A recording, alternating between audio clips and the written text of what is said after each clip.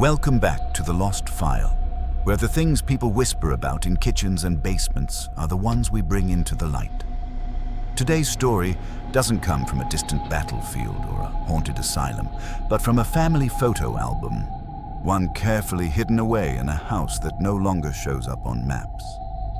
It takes us to Grey Bend, a fading town tucked deep in the Pennsylvania hills, where the Braiths built more than just a legacy. They built a bloodline. Their home was the kind people drove past a little faster, even if they didn't know why. The shutters always looked freshly painted, but the windows were always shut. And inside, a family preserved itself generation after generation by never letting the blood thin. This isn't just a story about what happens behind closed doors. It's about what festers when those doors stay closed for too long. The Braiths weren't always monsters, at least not in the eyes of the town. In fact, in the earliest county records, they were hailed as founding stock, pioneers of Grey Bend in the 1800s, building homesteads and birthing lineages that would outnumber their graves. But somewhere along the way, their bloodline curled in on itself, and what was once a respectable family name became something you whispered, like a prayer or a curse. The town never knew for certain what was happening behind those doors, but they had guesses. Rumors that the Braiths didn't let their children marry outsiders, that you could trace every name on their family tree back to the same rotted root. Those rumors weren't wrong. According to official documents, the Braiths first settled in Grey Bend in 1823. The family patriarch, Edmund Braith, acquired over 200 acres of forested land, what locals now call Dead Holler. He was a preacher of a particularly violent gospel, claiming visions of purity through preservation. He would eventually found the Chapel of the Rooted Vine, a cultish offshoot of Appalachian Pentecostalism, with only one rule: the blood must stay pure. And it did, for nearly 140 years.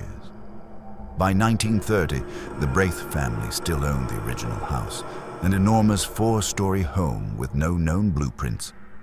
No outsiders had ever been hired to maintain it. No repairmen were ever let in, and no mail carrier ever reached the porch. If the Braiths wanted something, they sent one of their own to collect it in town, usually barefoot, usually staring. They never smiled. Grey Bend's oldest surviving resident, a man named Roland Mays, now in his 90s, remembers them well. They moved like shadows, he told a local journalist in 1996. Always a pair of them, never one. Tall, sick-looking, all jaw and bone. Their eyes were the same shade of gray as the sky before a tornado. You didn't ask them questions, you just let them pass. Birth records showed that by 1954, there were 22 children living in the Braith home. All were descendants of the same two people, Abraham and Lila Braith, first cousins who were married in a private ceremony, unrecorded by the local church. Their marriage set the standard. Every Braith child would marry a cousin. Some first cousins, others even closer. But no one noticed anything official. There were no school registrations, no hospital visits.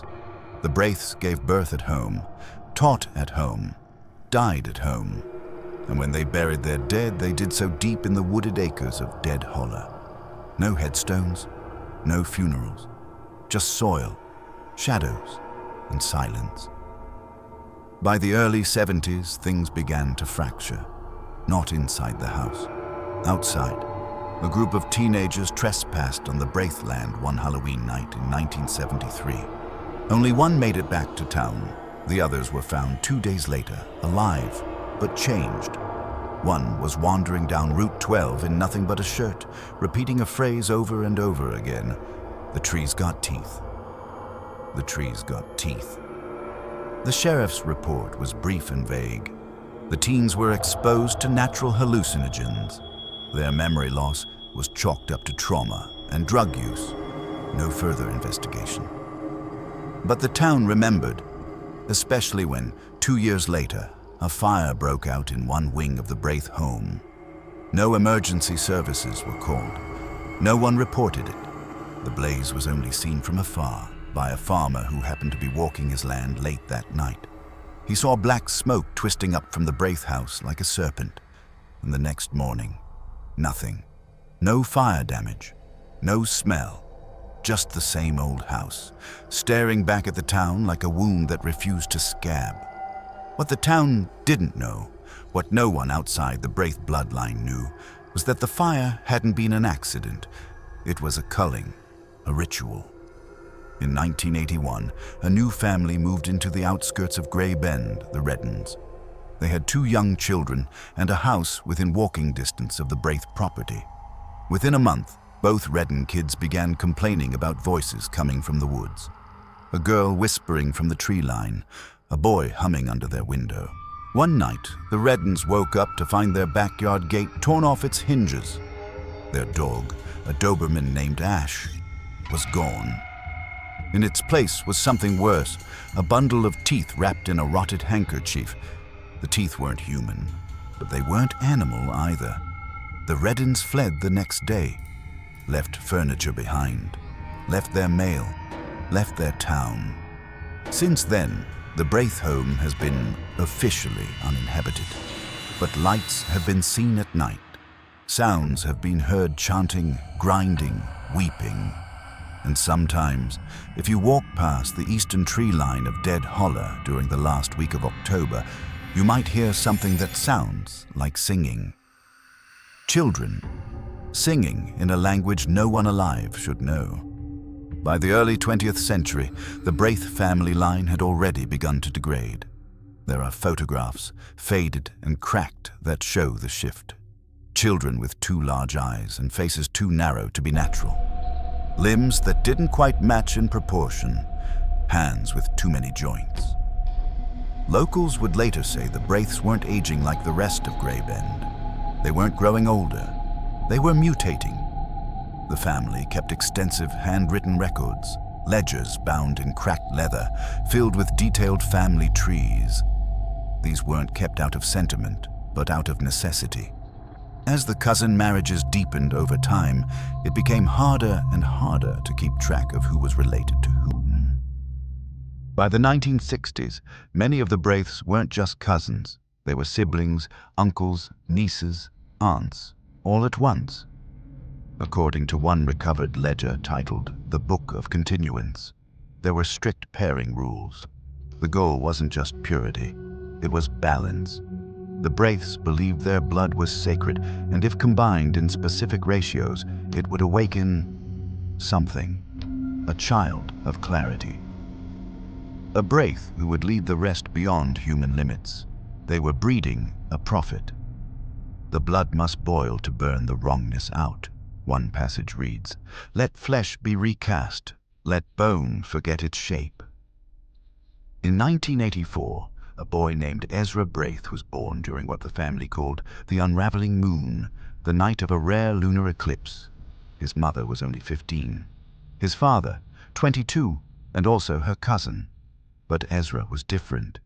He didn't cry, he didn't blink, he didn't speak for the first 5 years of his life, and then, one night, he spoke fluently, in Latin, a language no one in the house claimed to know. "Lux in tenebris nascitur," he whispered to his grandmother. "Light is born in darkness." Ezra was declared the herald of the root, a kind of messianic figure within the family. His arrival intensified the Braiths' already disturbing rituals. According to diary entries recovered in 2013, Ezra was made to sleep alone in the basement chapel, surrounded by jars of teeth and strips of animal hide inscribed with words no linguist could translate. He was fed only white things, boiled eggs, raw potatoes, and milk. Never allowed outside, never touched directly. They believed he carried volatile blood and that human contact might corrupt his receptive tissue. Ezra would later become central to the investigation that followed. But at the time, no one outside the house even knew he existed. Meanwhile, Grey Bend itself was changing. New families were moving in. Tourism had picked up due to the nearby Devil's Backbone hiking trail, and the Braiths land, once ignored, was now being encroached upon. That's when the warnings began. A boy named Max Simmons, age 9, claimed he heard someone calling his name from the woods behind his house. Not whispering, chanting. He followed the voice and found a circle of stones with dead birds arranged around them, each missing its eyes. A week later, Max's younger sister went missing for 5 hours. She was found in a shallow pit near the Braiths property line, dressed in a burlap shift and covered in ash.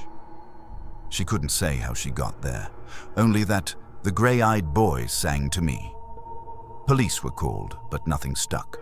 The Braiths, of course, denied everything, and since most of them weren't listed in any formal census or city record, there were no legal grounds to pursue anything further.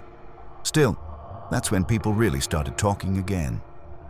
It wasn't just a creepy house anymore, said Sheriff Dale Kendrick in a 2005 interview. It was a breeding ground, a factory. They weren't a family, they were a hive. In 1991, a fire broke out in the basement of the Grey Bend Historical Society. A curious coincidence, given that they had just begun digitizing local property deeds, including the original documents related to the Braiths estate. Every file related to the Braiths land acquisition burned in that fire. No other section was damaged. The following week, a series of animal mutilations began to plague the town. Livestock were found drained of blood, organs missing, but with no signs of trauma. Just small holes behind each ear, like taps. Local superstition reached a fever pitch. There were stories of pale children spotted by the riverbanks at dawn, moving like insects, hair wet with something that smelled like vinegar. And still, the Braiths house stood untouched. No one dared go near it. Even vandals and thrill-seekers gave it a wide berth. Until 1997. That year, a student from Marshall University named Dana Wells began her thesis on Appalachian isolationist communities. She chose the Braiths as her subject. She interviewed former townspeople, reviewed public records, and even staked out the Braiths home for weeks. Her notes were recovered after her disappearance. In them, she writes, "There's a smell that clings to the Braiths land. Sweet rot. Like fruit left in a sealed jar too long. And at night I can hear them humming, in harmony. But no lights, no laughter. Just the sound of waiting." Dana was last seen walking toward the property at dusk with a tape recorder and a flashlight. Neither she nor her equipment was ever found. Local legend says the Braiths house can breathe, not metaphorically, but actually breathe. You stand too close and you'll feel a draft, even with no windows open. The air around it moves, like it's exhaling something that's been sealed up for too long. That smell Dana Wells described, sweet rot and vinegar. It was reported again by police who were sent to the property in 1998 after 2 hikers went missing behind the Devil's Backbone. The search party that went looking for them followed footprints to the Braiths estate but stopped at the edge of the fence. A deputy named Lester Finch stepped over it and walked toward the house. He made it 12 feet before vomiting. He said he saw children standing inside the windows, smiling but not moving, their faces long and eyes too wide, like wax figures left near a heat source. The footprints stopped in the dirt right at the threshold, but no sign of the hikers was ever found. Inside Grey Bend, the Braiths name had become a local taboo. People didn't say it out loud. The few left who remembered the family's early years said they used to throw enormous gatherings, but only ever for themselves. Music no one could place.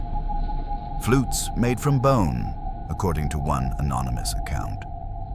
Every summer, strange fires would appear in the forest behind their land, visible from town. The Braiths called it the concordant season, always in July, always followed by dead animals in neat piles along the creek, as if placed there deliberately. By 2001, investigators from the state began to show interest. Too many missing persons reports had triangulated near the Braiths estate. But when officers tried to obtain warrants, they hit a wall. The Braiths had a lawyer, one no one had met, and a legal trust that kept the property in limbo. Even aerial surveillance was difficult. A strange heat distortion would blur satellite images of the land directly surrounding the house. It was as if something didn't want to be seen. It wasn't until 2004 when the town sewer commission sent workers to investigate a blockage near the Braith property that authorities finally had an excuse to go in. What they found stopped the project indefinitely.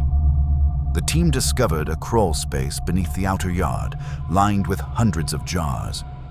Each was sealed with wax and labeled in the same childlike handwriting. Inside the jars were human teeth, baby teeth, incisors, molars, canines, cleaned, catalogued, and preserved in some kind of cloudy solution. One jar was open and contained only blood. Another was filled with something that looked like hair. A forensic team was brought in and traced the crawl space into what should have been the house's original root cellar. But this room was different. The walls were covered in drawings made with what appeared to be sharpened charcoal.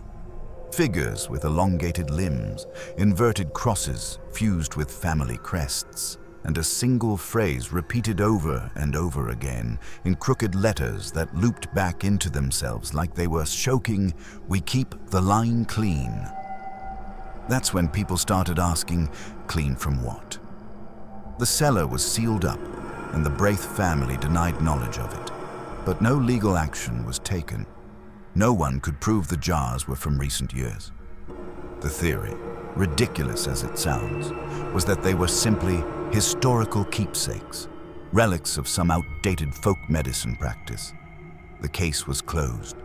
The teeth were stored in evidence boxes, and everyone moved on. Except they didn't. Between 2005 and 2009, 2 more children went missing. Both were last seen near the edge of Braith property. Both were around 10 years old. Neither was ever found. Parents in Greybend stopped letting their children play outside. The schools saw a record drop in enrollment. People started leaving town. Then came the night someone broke into the Braith house. It was a local teen, Jason Hartley, looking for a dare to post on his now-defunct video blog. The footage he took never made it online. His phone was recovered, half buried in a field 3 miles away. On it, one corrupted video file. What little could be recovered shows Jason walking through the Braith's lower floor.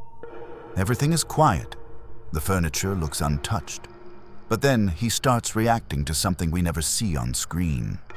He begins whispering, "What is that? What is that?" over and over. His voice becomes panicked. He drops the phone. Then silence. The last 5 seconds are just static and the sound of humming, high-pitched and rhythmic, like lullabies sung through gritted teeth. No one saw Jason again.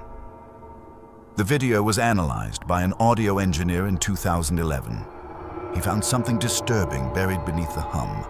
A voice, slowed down, nearly imperceptible, repeating a phrase, "He is our product and our offering." The house remained occupied. Lights still came on at regular hours.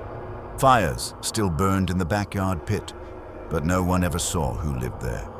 The last confirmed Braith family member was Ezra, who by then would have been in his 20s. But no legal ID for Ezra Braith exists. No birth certificate, no school record. It was as if the boy declared Harold had been erased. What finally pushed things over the edge wasn't a missing child. It was the discovery of a letter. In 2013, a woman cleaning out her grandfather's attic in a neighboring town found an envelope marked, "Do not read unless they vanish." Inside was a handwritten note from Dana Wells, the student who had gone missing years before. It was dated the night before her disappearance. In it, she describes a tunnel, something beneath the Braith house that hummed with warmth. She claimed she saw Ezra, eyes black as soot, kneeling in a ring of salt. She wrote, "He said he could hear his ancestors screaming through the floorboards, and then they made me drink from the family." The final line of the note was scrawled larger than the rest. They are not trying to stay human. The letter from Dana Wells should have been enough to open a full investigation, but it was dismissed as a hoax. No fingerprints, no envelope postmark, no evidence that it hadn't been planted. But in Greybend, something shifted. That summer, the trees near the Braiths property stopped blooming. A strange ash covered the leaves and birds began nesting far outside their usual patterns, as if the land itself was trying to push back. People who passed by the Braiths home began reporting odd sensations. It started with vertigo, nausea, nosebleeds. One man, an electrician sent to check a nearby transformer, claimed the house made a sound when no one was near it. He described it as a groaning, deep and deliberate, like a whale call coming from underground. He left town 2 days later without collecting his tools. Meanwhile, rumors swirled about the true origin of the Braiths lineage. A genealogist named Walter Hensley, working independently, uncovered something bizarre. The Braiths family records, going back to 1804, showed no marriages outside the bloodline. Not just cousins, closer. In one case, twin siblings who had assumed new identities before remarrying under aliases. The records had been buried under layers of doctored public archives, but they told a clear story. A family that refused to mix. A bloodline obsessed with itself. Hensley's research was never published. He went missing during a trip to Greybend, reportedly last seen near Devil's Backbone. His car was found parked along the dirt road leading to the Braiths property. The engine was still warm. In the back seat, a single item had been left. A photograph. It was an old black and white print, cracked and curling at the corners. 12 children in funeral clothes stood in a half circle, facing a figure dressed in black robes with no face visible. Behind them, a crude altar made of stone and bone. One of the children, a girl with long hair, had been circled in red ink. On the back of the photo, someone had scrawled the phrase, "She opened her mouth, and it was not her voice." The photo was sent to an occult specialist by the state investigator assigned to Hensley's disappearance. The symbols on the altar matched those found in a little-known 17th century grimoire that had surfaced briefly in Europe before being banned. It was a doctrine centered on purity of the vessel. It claimed that only through unbroken lineage and ritual sacrifice could a family contain divinity without rupture. The name of the practice? The doctrine of binding flesh. It wasn't a religion. It was a method. A philosophy of blood inherited and perfected across generations. And according to the notes Hensley left behind, the Braiths were among its last living practitioners. Inside the Greybend Library archives, a forgotten collection of microfilm revealed something else. In 1874, a string of disappearances led to a brief court inquiry into the Braiths family. Witnesses claimed that strange noises could be heard from their property during the night, including chanting and the sound of something heavy being dragged. The investigation ended after the lead judge recused himself, citing personal illness. That judge's name? Everett Braiths. Every attempt to expose the family across the next century had been quietly extinguished. Those who pried too deeply were discredited or simply vanished. The town's silence was more than fear. It was cooperation. By 2014, only a handful of Braiths descendants were believed to remain. The house still stood, untouched, its lights still flickering on at dusk. Then, in the fall of that year, a fire broke out. It was visible from the highway. Orange plumes rising above the treetops. Fire crews arrived within 20 minutes, but by then the flames had died down on their own. What they found was disturbing. The yard was covered in ash, but nothing had burned. No visible fire damage, no smoke scent, just the illusion of destruction, a distraction. Inside, the house was empty. Every room had been cleared out, furniture gone, walls scrubbed bare. Even the cellar was filled in with concrete, but the most disturbing detail was found in the attic. Carved into the rafters was a single sentence, etched deep into the wood. He has a new name analysis of the carvings revealed they had been made recently, but not by a knife. Something sharper, possibly a claw or bone. The depth of the marks suggested intense force, inhuman even. Investigators closed the property, citing it as structurally unsafe, and sealed it off with fencing and legal notices. But 2 months later, a letter arrived at the local post office, addressed in looping, childlike handwriting. It read simply, "We keep the line clean." It was unsigned, postmarked from within Grey Bend, and printed on Braiths family stationery. Then came the new reports. A boy seen standing in the woods near the old Devil's Backbone Trail. Pale, barefoot, smiling without blinking. He appeared and disappeared without trace. A group of teenagers, filming a prank near the property, claimed they saw someone watching them from the treetops. Not standing, hanging. A new whisper took hold in Grey Bend. They say the Braiths are gone, but the house still remembers. They say something in the blood keeps moving, keeps breathing, keeps pulling people back. And sometime, when the fog rolls in from the hills and coats the trees in white, you can hear lullabies in the distance. The boy in the woods wasn't the last. Within weeks of his sighting, a pattern began to emerge. A girl appeared in the parking lot behind the Grey Bend General Store, barefoot and humming a nursery rhyme no one could recognize. A man walking his dog at dusk swore he saw a young girl crouched behind a gravestone at the old Harkwell Cemetery, dressed in funeral lace, her eyes pitch black like the film on a dying camera reel. They left no footprints. No one could get close. Each witness described a moment of paralysis, a heavy stillness, like being caught in an old dream they couldn't remember falling into. The sightings always ended the same way. A blink, and they were gone.